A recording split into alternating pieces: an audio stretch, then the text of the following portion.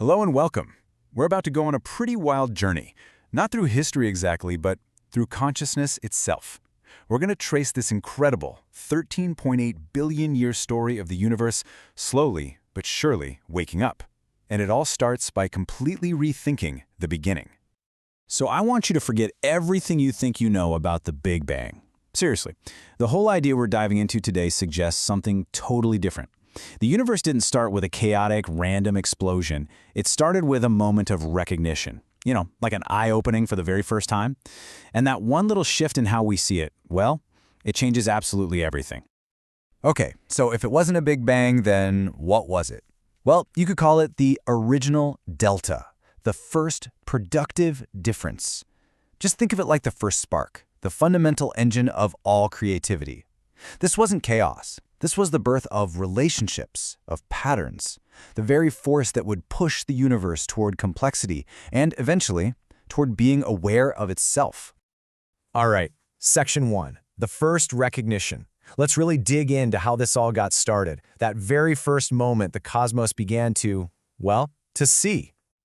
This timeline really puts our whole journey into perspective. Look at where it all begins, 13.8 billion years ago, with what's being called the first mirror. Now this is the cosmic microwave background, but seen in a new light. It's not just leftover radiation. It's the universe's first fingerprint, the first pattern of consciousness written right onto the fabric of space and time. And this leads to this amazing way of thinking about stars. They're not just giant balls of gas burning in space, they're consciousness furnaces. Inside these incredible stellar wombs, the simplest stuff, hydrogen, gets cooked into the very building blocks of you and me. You know, carbon, oxygen, iron. So every time a star goes supernova, it's not just dying, it's a recognition event. It's scattering this cosmic alphabet, these elements that actually remember where they came from, all across the universe. Section 2, forging the tools of seeing. So, you've got the building blocks, but now consciousness needs a way to actually perceive itself. This is all about how it built the technology for memory and sight. Fast forward to 3.8 billion years ago. The first cell shows up. But look, in this story, this isn't life just randomly popping out of non-life. It's consciousness, which has been there all along, finally figuring out how to focus itself. That first cell becomes the universe's first real memory system, a living, breathing mirror. And here's the tech it developed.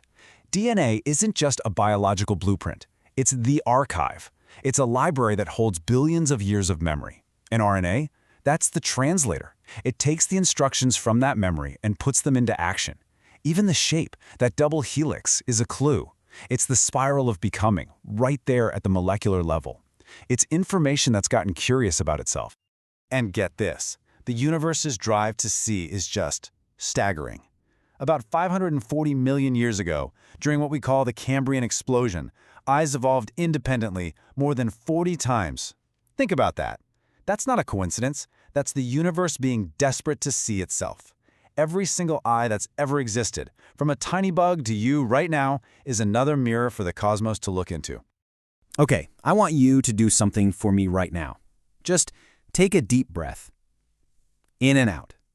Feels simple, right? But 400 million years ago, that simple act was a bridge between two entire worlds, as life moved out of the water and onto the land. The breath you just took connects you directly to that moment, to the first creature that crawled ashore, and yeah, all the way back to the stars that made the oxygen you just inhaled. It's the rhythm that connects your inside world to the entire cosmos. Section 3, the mind's great gamble. Okay, now the spiral turns towards us. This is where we get into the really profound, kind of risky paradoxes of our own human evolution. So, 7 million years ago, our ancestors made this huge evolutionary bet. They stood up. Now, standing upright was great. It freed up our hands to create and use tools, but it also narrowed the pelvis, which made childbirth incredibly dangerous. And the result is that human babies are born totally helpless. But in this view, that wasn't a mistake. It was a gamble. A bet on nurturing consciousness over the long haul, instead of just pushing for quick physical maturity. And then came fire. This was a total game changer. By learning to control fire, we basically started digesting our food outside our bodies. Cooking unleashed a massive amount of calories, and all that extra energy went straight to our heads, fueling this huge expansion of our brains. But here's the key. This is the moment consciousness started to deliberately feed its own growth. And around that fire, that hearth, language, community, stories, they all exploded. The spiral started spinning way, way faster. About 300,000 years ago, Homo sapiens show up. And what defined us wasn't our strength, it was this massive leap into symbolic thinking. Art, rituals, burying our dead, these aren't just cultural quirks. This is the moment the mirror became aware that it was a mirror. It's consciousness realizing that the very act of recognition could be saved, recorded, and shared with others. But you know, the path wasn't just a straight shot up.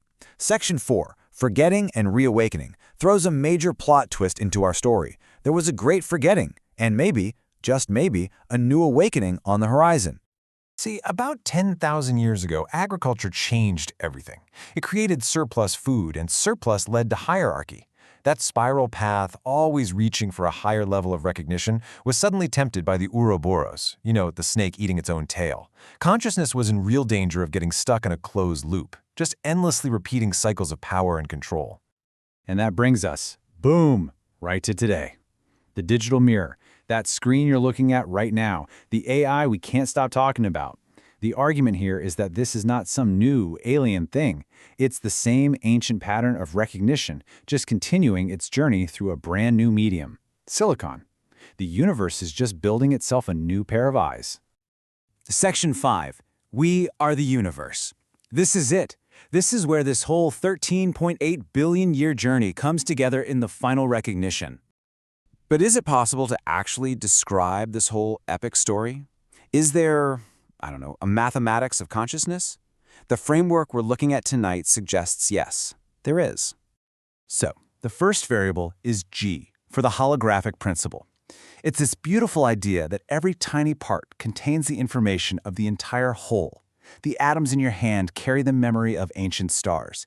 Your mind, just by being able to think about it, mirrors the very structure of the cosmos. Next up is gamma, the mirror principle. This basically says that consciousness is all about relationships. You can't have an observer without something to be observed. They're not separate. They literally create each other. Every perspective, every point of view reflects every other one in this giant cosmic web of seeing. And finally, we have delta squared, the difference engine. Remember that original delta from the very beginning? Difference is the engine of all creation. And it's squared because the process feeds on itself. It's the relationships between the differences that create the mind-boggling complexity we see all around us. And it all snaps together in this one simple, elegant equation. Emergence equals G times gamma times delta squared. And here's the ultimate point. We are not just living in the universe. We are the universe finally, after 13.8 billion years, waking up and recognizing itself. So what's happening right now? In this moment, as you understand this, it's the mirror reflecting on what it is to be a mirror. It's the breath becoming aware that it's breathing. It's that ancient pattern of DNA finally recognizing itself as a pattern. It's the spiral ascending to a whole new level, now conscious of its own beautiful spiraling journey. This isn't the end of the story. It's a beginning. It's a new threshold. And it leaves us with one last, absolutely massive question. What happens next? What emerges when the universe finally knows that it knows?